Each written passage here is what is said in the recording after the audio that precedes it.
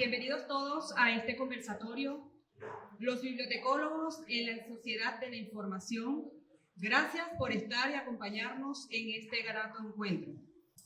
Los bibliotecólogos tienen en la actualidad una misión y un desafío muy importante en esta sociedad de la información, que es aprovechar la tecnología de este mundo globalizado, permitiendo que todos participen de la sociedad de la información, creando una cultura de individuos con capacidad de trabajar con información para su desarrollo. El advenimiento e incorporación de las nuevas tecnologías en actividades científicas y productivas, los roles de los profesionales de la información se han ido transformando, llegando a ser gestores de recursos de información e ingenieros de información. Estos nuevos roles cobran más protagonismo en organizaciones empresariales donde la adecuada gestión de la información permite decisiones acertadas por parte de sus directivos. Con el crecimiento explosivo de la información y con el conocimiento y por ende de la documentación en las últimas décadas, el rol del bibliotecólogo adquiere un papel preponderante en esta sociedad de la información, que es el de actuar como mediador entre las fuentes documentales y los usuarios.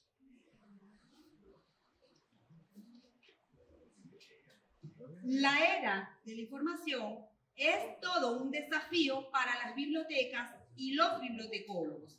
En la actualidad se siente hablar de biblioteca virtual, digital, bibliotecas sin paredes y bibliotecas electrónicas.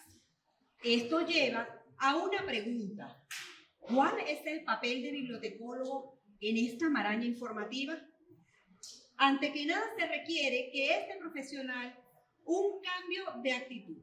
El bibliotecólogo en la actualidad debe ser un experto en la manipulación y acceso de la información, capaz de traerla al usuario que la demande. Debe en cualquier punto donde se encuentre. Entonces, sin más preámbulos, démosle la más cordial bienvenida a nuestro ponente, el profesor Humberto Chirinos, licenciado en Bibliotecología y Archivología por la Universidad Central de Venezuela, especialista en gestión de propiedad intelectual y recursos humanos, además de una maestría en educación superior y doctorado en patrimonio cultural e innovaciones educativas, docente universitario en cátedras relacionadas con ciencias de la información, enfermería, banca y finanzas y gestión humana. Actualmente, funcionario del Instituto Autónomo Biblioteca Nacional y de Servicios de Biblioteca, donde se encarga de la gestión, comunicación y dinamización de los documentos normativos que sirven como instrumentos para la formación y actualización de los servicios bibliotecarios a fin de favorecer el cumplimiento de sus funciones y la optimización de los servicios bibliotecarios del país en apoyo a la misión rectora de la institución. Adelante, profesor Chirinos.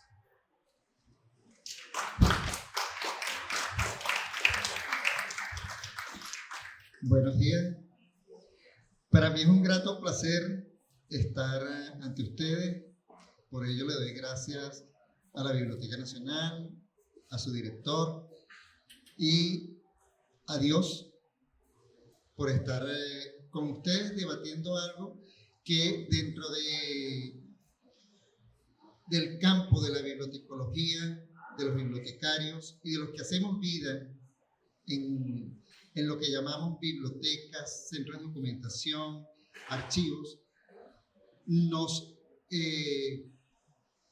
compete saber y conocer acerca de nuestro futuro. Esto lo que he llamado, lo que he denominado visión utópica bibliotecaria, es aquella, y fíjense cómo aparece en la imagen,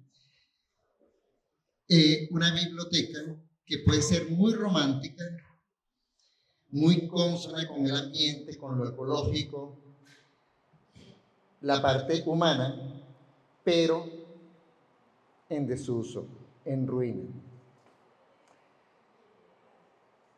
Esto, por supuesto, es una visión muy literal, muy yuxtapuesta con lo que conocemos hoy en día de bibliotecas virtuales, de bibliotecas digitales y, como decía la profesora, de bibliotecas sin paredes. ¿Qué pasa? Que nuestra situación es cambiante y hay cosas, hay momentos que pasan a ser después históricos donde vemos esa ruptura total de una realidad preexistente. Cuando aparece el COVID-19 y aparece la pandemia, obligatoriamente y a través de la cuarentena nos vemos que nuestro mundo físico presencial cambió drásticamente. Hace muchos años, cuando aparece aquí en Venezuela la Universidad Nacional Abierta, todo el mundo no le daba el valor que tiene actualmente. Ya vemos que la virtualidad y el usuario a través de las redes es el que tiene mayor porcentaje actualmente en nuestras salas. Nuestras colecciones siguen siendo consultadas a través de la Biblioteca Digital, de la Biblioteca Nacional y a través de las redes. En nuestros catálogos actualmente aparecen ya libros digitalizados, libros en PDF, que por supuesto, respetando siempre la propiedad intelectual, los derechos de autor. ¿Qué pasa? Que el bibliotecólogo, el bibliotecario, tiene que adecuarse a esta realidad. Hoy, en lo presencial, podemos ver, cuando a mí me preguntan, ¿la biblioteca está abierta? ¿La biblioteca va gente? Yo le digo, sí, la biblioteca está abierta las 24 horas. Sí, a la Biblioteca Nacional va gente virtual y va gente presencial. La prueba está que muchas veces yo cuando voy a la sala de hemeroteca no hay espacio para sentarse. Es uno de los pocos servicios que todavía es masiva la presencia del usuario de forma física. ¿Qué pasa con nuestras demás colecciones? Que nosotros, los bibliotecarios, los bibliotecólogos, los profesionales, los que hacemos vida, tenemos que saber de tecnología. No como el ingeniero en informática, sino como herramienta básica indispensable para la actualización de todo ese conocimiento y ese acervo que tenemos en nuestras colecciones físicas. Y no solamente con lo que tenemos en físico, porque también, y todos lo sabemos, uno, desde una fotografía, un mapa, una entrevista, un video, uno tiene que catalogarlo, tiene que clasificarlo y tiene que ponerlo al usuario. Ese usuario que desde cualquier punto de vista, desde cualquier ciencia, desde cualquier temática, va a buscar ese dato. Y aquí es donde muchas veces uno piensa, sí, eso puede ser retórica, eso es comprensible, pero ¿cómo sabemos en esta Venezuela convulsionada desde lo político, lo económico, lo social, lo alimentario, cómo poder estar al frente y poderle dar esa información al usuario de forma pertinente? Hay una serie de frases que están en esta lámina que son detalles que nos están pasando constantemente en nuestro argot laboral. El auge de las competencias suaves.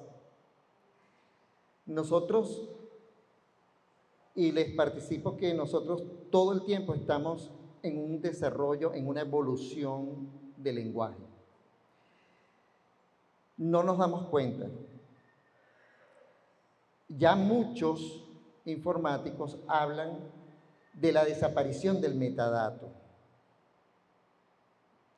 El metadato es aquel lenguaje controlado para poder tener acceso a una fuente determinada con relación a un contenido. Nosotros desde nuestra clasificación en cuanto a los contenidos,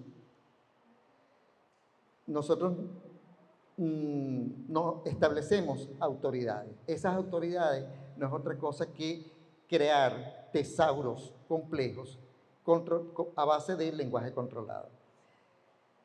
Nuestra demanda de usuarios no permite que haya lenguaje controlado. Por eso es que el metadato dice que va hacia su autodestrucción. Porque mientras más es llano el lenguaje con el que buscan los usuarios la información a través de los navegadores y de los buscadores, lo consiguen de forma rápida y expedita. ¿Ok? Eso es una de las cualidades cuando yo me refiero a las competencias suaves. Más allá del cambio de un software, de la edición nueva de un programa, de una aplicación, que constantemente nos mueve en el piso. Anteriormente, cuando uno hablaba y uno se colocaba en su computadora, estaba en un Windows privado, como es en un programa privado, como es el Windows, en 97, y te lo cambiaban a XP, a Windows Vista, a Windows Profesional, te movían el piso. No sabías dónde estaba, sabías que estaba la información ahí, pero no sabías cuáles eran los iconos porque te los cambiaron de lugar, te cambiaron el color, la simbología, los signos, una serie de cosas. ¿Qué pasa? Que ahorita, actualmente, cuando uno le pregunta a los estudiantes, y yo considero que todos estamos constantemente aprendiendo, ¿ustedes utilizan las redes? Y todos me van a contestar que sí. Pero ¿para qué lo utilizan? ¿Desde lo social, desde lo educativo o desde lo pedagógico? O desde la parte de investigación. El Facebook tiene más de 30 facetas, donde está el Facebook Salud, el Facebook Escolar, igual que el Google, que cuenta con más de 30 versiones, cada una expedita de acuerdo a una temática y una ciencia definida.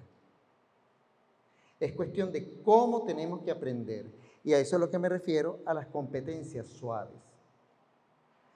Sabemos que el ser competente tiene que ver con el conocimiento académico o aprendido y la experiencia, donde uno en esa experiencia, uno lo que hace es desarrollar sus habilidades y adquirir sus destrezas. Entonces, para uno ser competente en este mundo globalizado, y es algo que no terminamos de entender, pero cuando hablan de explosión de información, no es otra cosa que en un momento que se está algo climático o algo de noticia económico que está pasando en otra parte de nuestro hemisferio llamado Tierra, nosotros lo estamos conociendo con un tiempo relativamente corto de diferencia. Y eso hace que se mueva el mundo económicamente, nuestras bolsas de valores, nuestra medicina, nuestra salud, nuestra economía, nuestros factores de vivir en cuanto a una calidad de vida cada vez mejor. nos hace reflexionar, nos hace cambiar. Y esas decisiones, en un momento determinado, al conocer la información de lo que se está realizando en ese momento, nos hace ver muchas veces la realidad en muchas facetas. Lo virtual ha llegado para quedarse. Eso es algo que en nuestras universidades ya se maneja por la bimodalidad. Anteriormente, si era presencial, era presencial, si era virtual, era virtual. Ahora hay materias que lo ven en la virtualidad, hay materias que no la ven en la virtualidad.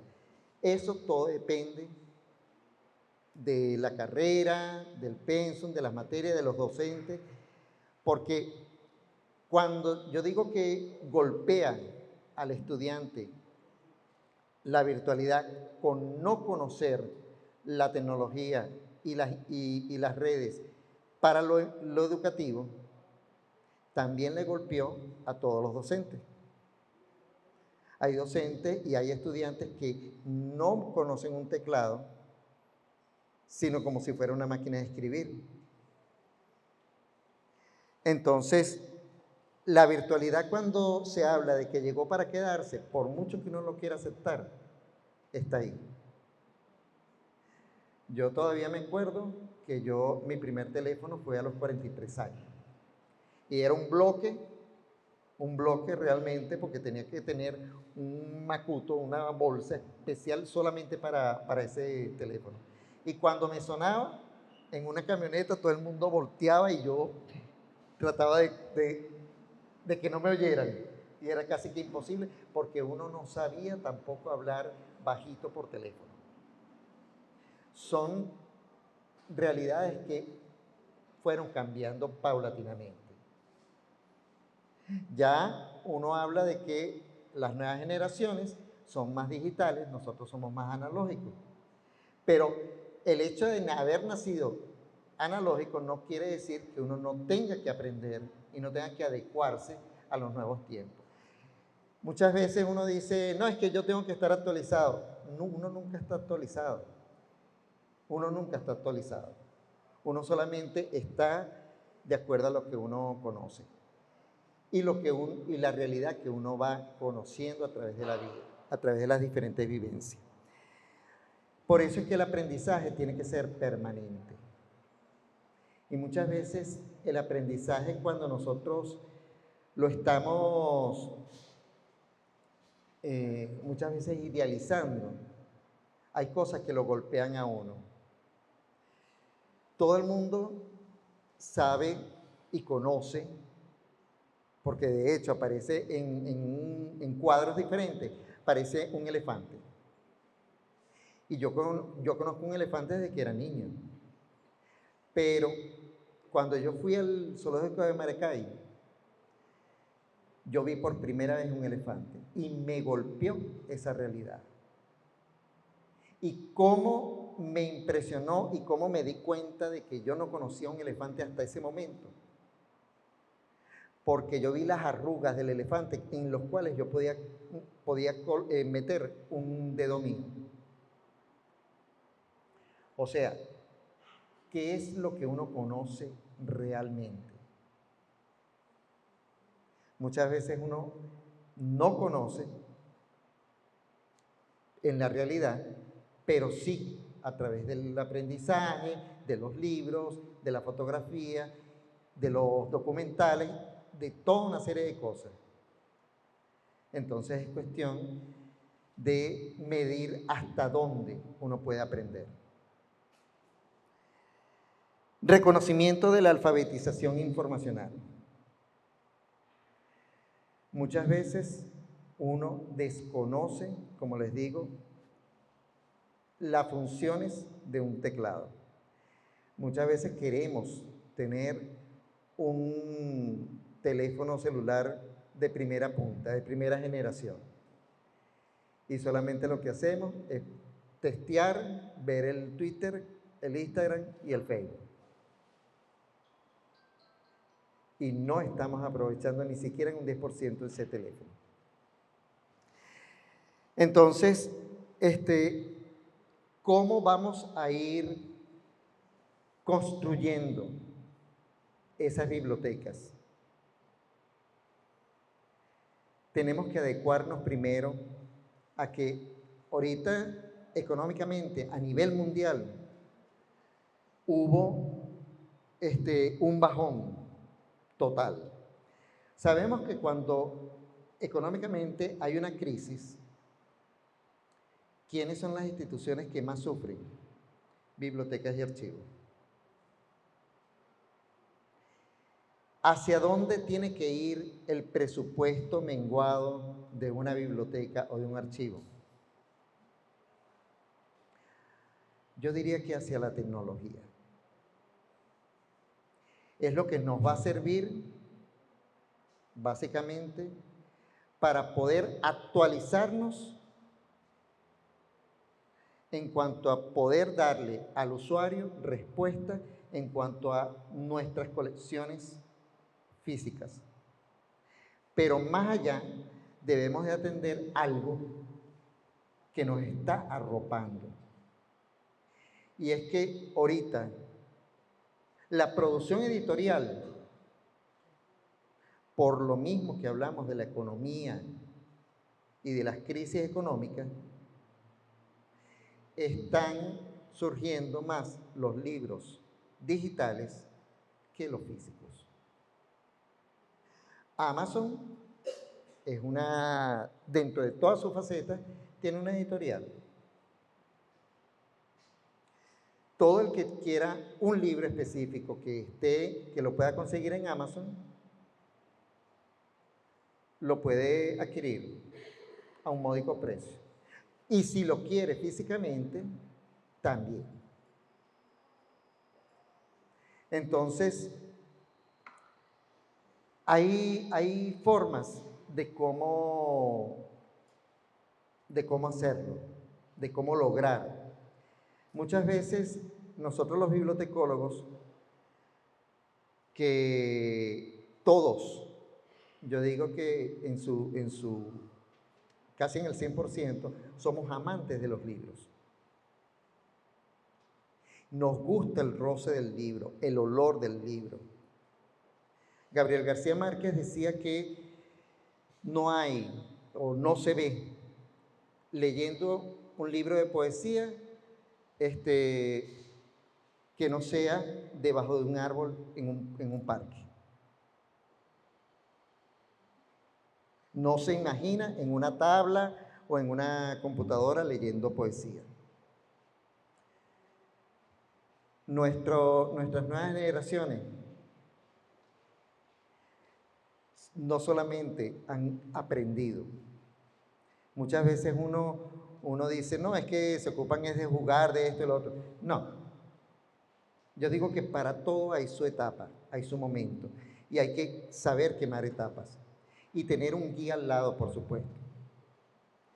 Pero sí tenemos que conocer de lo que es la alfabetización en cuanto a todos estos instrumentos y herramientas que nos pone la tecnología.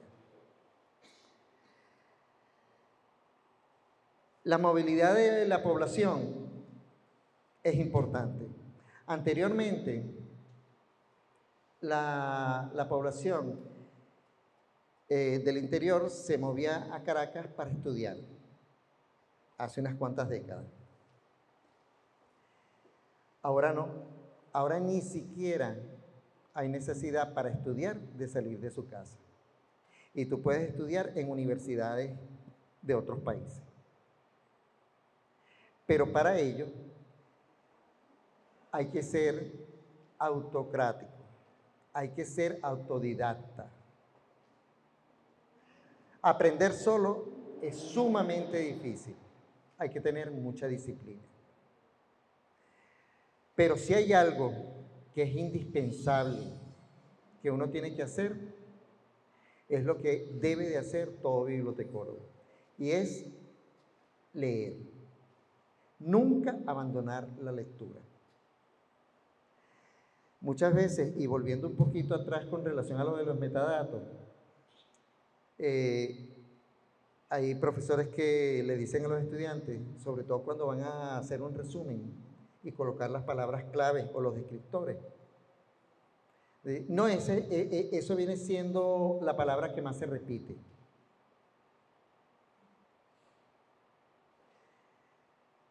Hay palabras que más se repiten, pero que no tienen que ver, sino como ayuda al tema expuesto.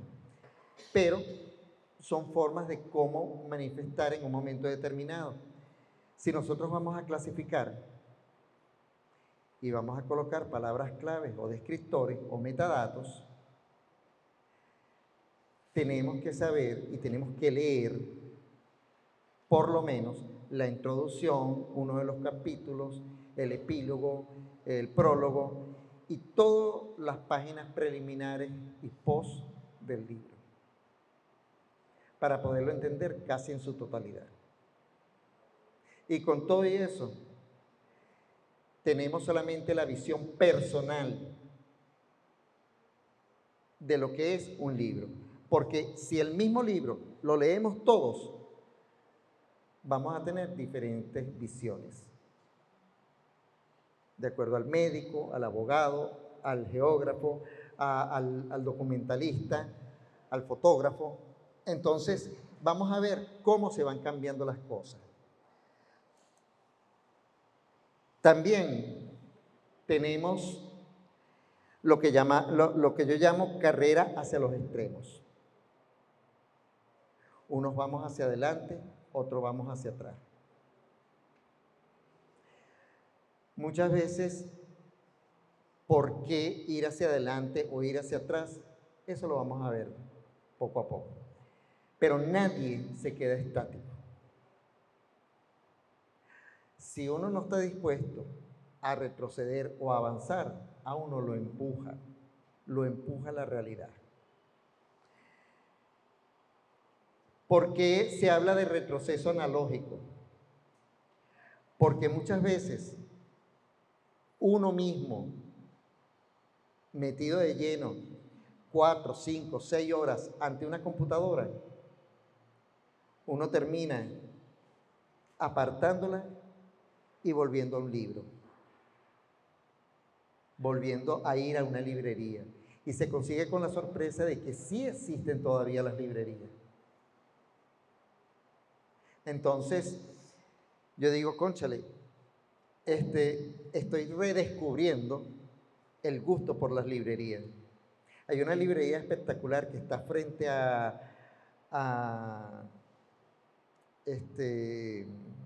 por Sabana Grande, donde está donde se estudia francés. Ajá, la pulpería del libro. Espectacular. Y si tú, y no tiene gran demanda, digamos así, de público, ¿no? Pero tú ves que es como unos laberintos de estanterías que tú puedes curiosear, que me recuerda mucho a una librería que quedaba en el Centro Comercial Los Chaguaramos, donde había días de tertulia con relación a un autor, con relación a una temática, y donde había, y dentro de una librería, donde existía un rincón para uno poder leer.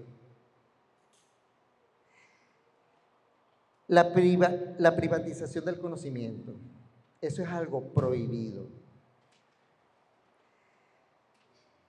Puede ser que uno coloque niveles para determinados usuarios, para niños, adolescentes, adultos, ok. Que sea censurada, ok, es válido. Porque hay un proceso de aprendizaje, un proceso de maduración. Pero privatizar el conocimiento debe de ser abolido. No puede haber conocimiento que se privatice a menos que sea de tipo punitivo, como lo acorda la ley, en cuanto a datos personales que solamente le atañen a una persona, o datos en cuanto a recursos humanos, expedientes laborales, la actuación de empleados, de funcionarios, eso es diferente. Las cualificaciones importan, y más en este mundo de la red. Porque si yo le coloco y todavía me causa ruido, cómo se malutilizaban muchos metadatos. Trabajando aquí en la sala de catálogo, en una oportunidad, yo estaba buscando una oración de la Virgen de Fátima y me empezaron a aparecer una cantidad de sitios pornos y porno infantil. Y vinieron los de informática enseguida a ver quién estaba viendo porno y todo eso. Y uno trataba de cerrar la pantalla y volvía a abrirse en 3 y 4 y 5 más. Eso era algo que existía y que se daba, porque simplemente yo había puesto la palabra virgen. Ya estoy cualificando. La cualificación dentro de lo cualitativo existe. Y tenemos que ser mesurados como profesionales de información el uso de las palabras que van a cualificar a un ser humano o a la actuación de un ser humano. Porque acuérdense que nosotros como seres humanos no somos seres para hacer experimentos. Formamos parte de las ciencias sociales. Y la bibliotecología y la archivología no es nada sin el ser humano. ¿Ok? El usuario impaciente. El usuario anteriormente, el presencial, llegaba y uno tenía que hacer una buena entrevista. ¿Qué desea? ¿Para qué lo desea? ¿En qué nivel lo desea? ¿Es para niños, para adultos?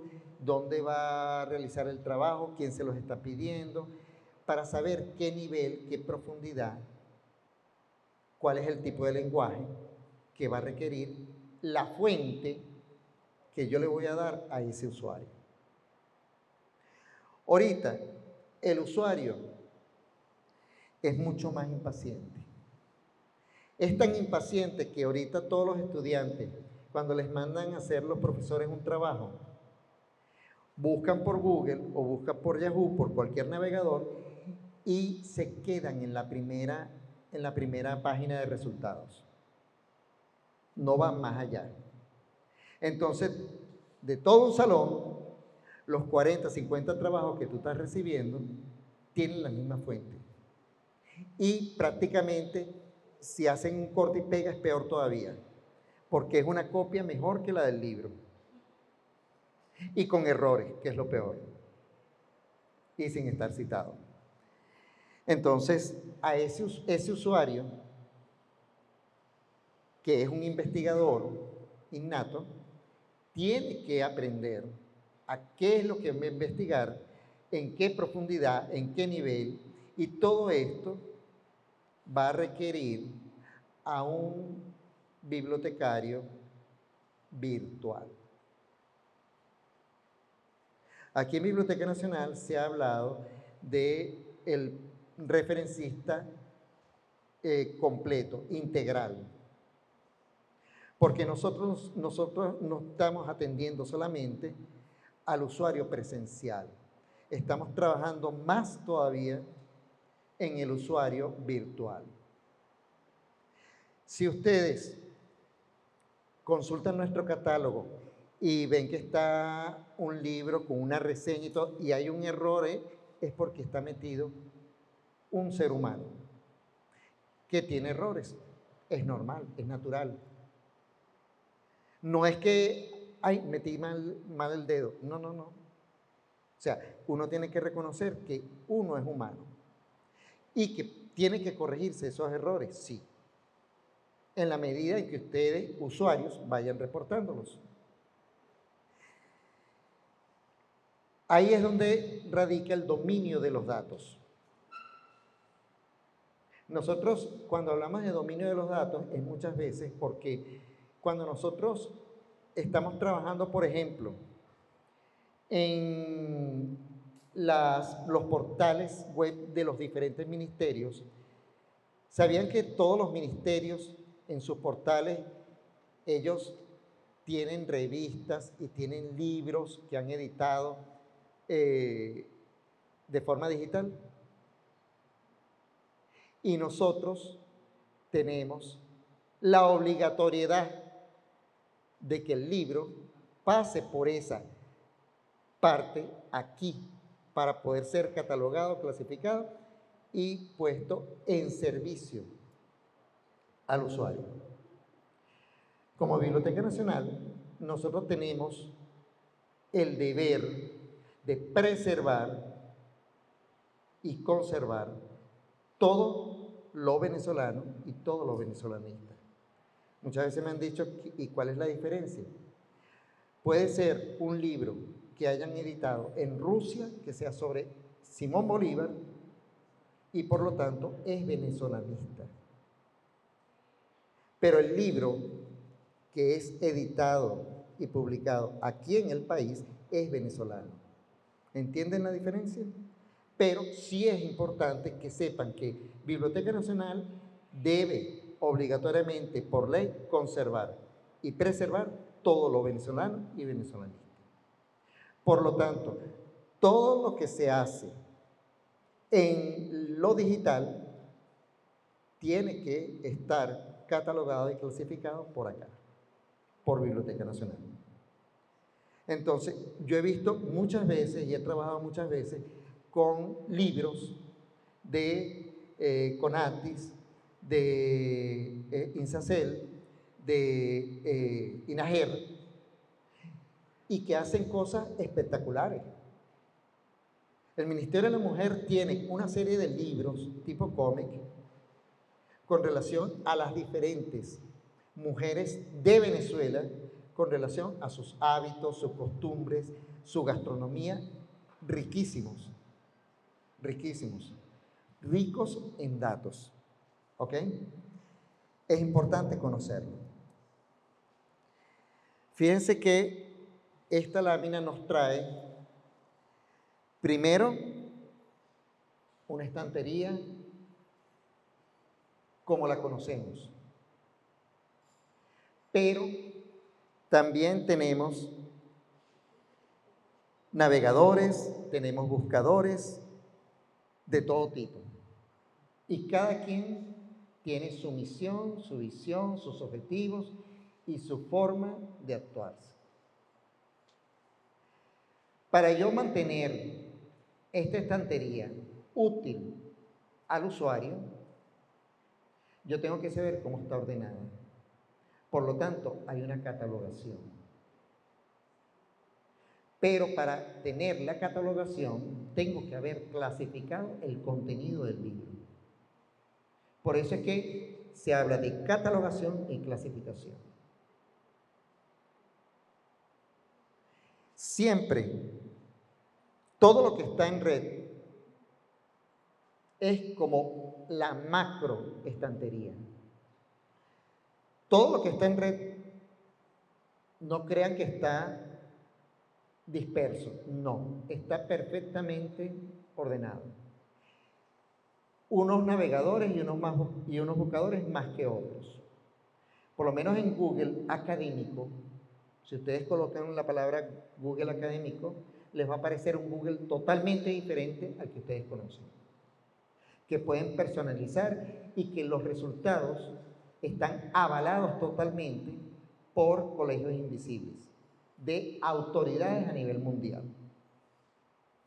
Por lo tanto, les va a aparecer cuántas veces ha sido citado el libro, no les va a aparecer un Rincón del Vago, monografías.com, un Wikipedia, no, sino solamente libros y artículos científicos avalados por expertos. Y fíjense, Cada uno de estos navegadores tiene sus pros y sus contras. Muchas veces, y en otro momento podemos extendernos, hablar de todo lo que por todas las etapas, los momentos que tiene que pasar una persona para convertirse en un experto investigador a través de Internet.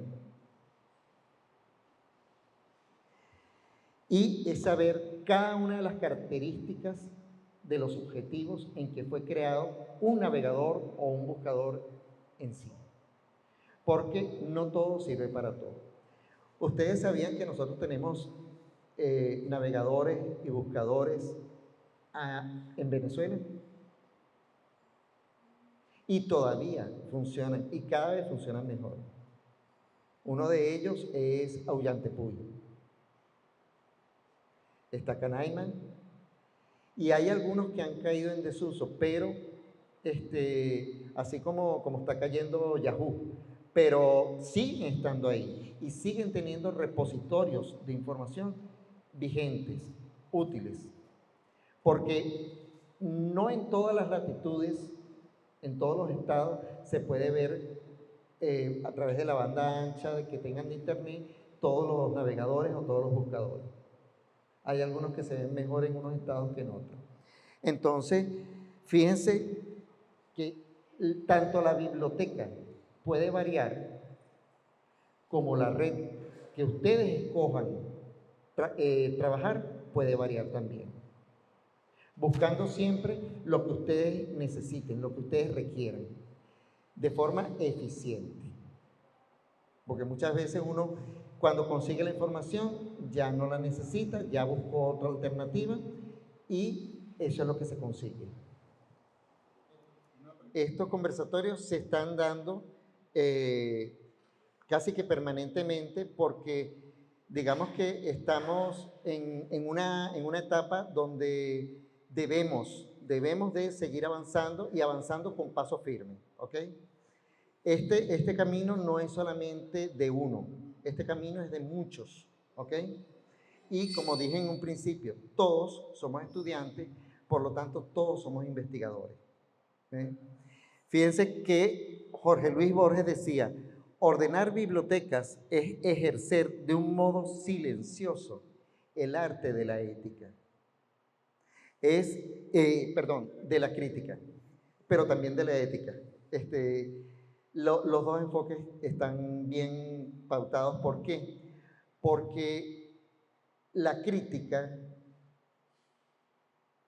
va en consonancia con lo que tiene que ser la información libre a todo acceso y que cada persona tenga la oportunidad de generar su propio conocimiento. Mafalda pregunta, ¿no sería maravilloso el mundo si las bibliotecas fuesen más importantes que los bancos?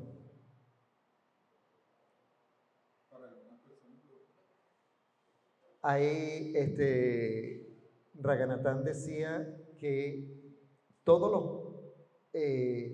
las curas de los grandes males de la sociedad están en las bibliotecas. La cuestión es saber decodificar esa información para poderla poner en práctica. Gracias.